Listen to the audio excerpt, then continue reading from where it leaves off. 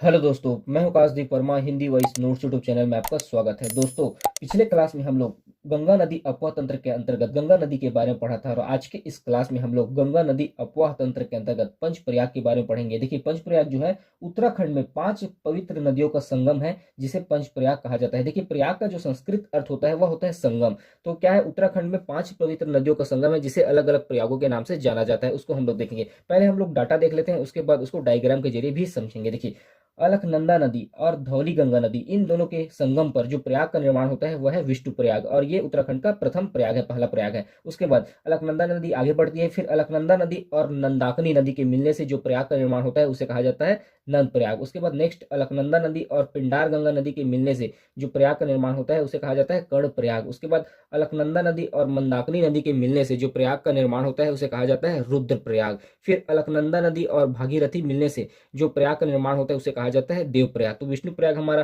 पहला प्रयाग है और देव प्रयाग हमारा अंतिम प्रयाग है। देखिए, विष्णु प्रयाग, नंद प्रयाग, कर्ण प्रयाग, रुद्र प्रयाग और देव प्रयाग, इसी को ही पंच प्रयाग का दर्जा दिया गया है। ठीक है, और देव प्रयाग के बाद ही अलकनंदा नदी को आगे, इसके आगे बढ़ने के बाद ही उसे गंगा नदी के नाम से जाना जाता है। उसको हम लोग एक बार डायग्राम के जरिए समझते हैं। देखिए, यहाँ से ये जो है हम लोगों का अलकनंदा नदी है। सतोपंथ ग्लेशियर से निकलता है हमारा अलकनंदा नदी। ठीक है, अलकनंदा नदी जब आगे बढ़ती है उसके बाद यहाँ से माना ग्लेशियर या हिमनद से निकलती है धौली गंगा नदी, और इन दोनों के संगम से प्रथम प्रयाग बनता है हम लोगों का विष्णु प्रयाग। उसके बाद यहाँ से अलकनंदा नदी आगे बढ़ जाती है। आगे बढ़ने के बाद यहाँ त्रिशूल हिमनद या त्रिशूल ग्लेशियर से निकलती है नंदाकिनी नदी। उसके बाद अलकनंदा और नंदाकिनी नदी मिलने से यहाँ पर नंद प्रयाग का निर्माण होता है। उसके बाद अलकनंदा नदी आगे बढ़ जाती है। फिर देखिए, यहाँ से पिंडार हिमनद से निकलती है पिंडार गंगा नदी। ठीक है, और पिंडार गंगा नदी और अलकनंदा नदी के मिलने से यहाँ पर कर्ण प्रयाग का निर्माण होता है। ठीक है, उसके बाद चोराबाड़ी ग्लेशियर, यहाँ से देखिए चोराबाड़ी ग्लेशियर से निकलती है मंदाकिनी नदी, और मंदाकिनी और अलकनंदा नदी के मिलने से देखिए ये पूरा जो है अलकनंदा नदी है। ठीक है,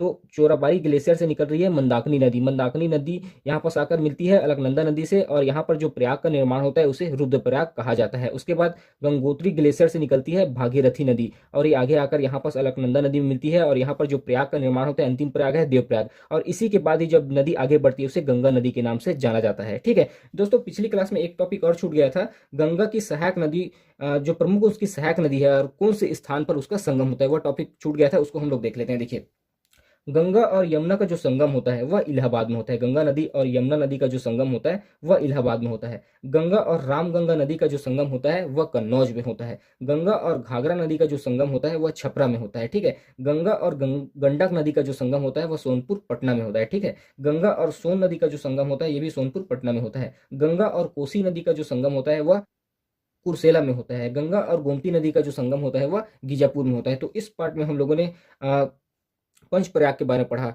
नेक्स्ट में हम लोग गंगा की सहायक नदी, कोसी नदी और बागमती नदी के बारे में पढ़ेंगे। अभी के लिए इतना ही, धन्यवाद।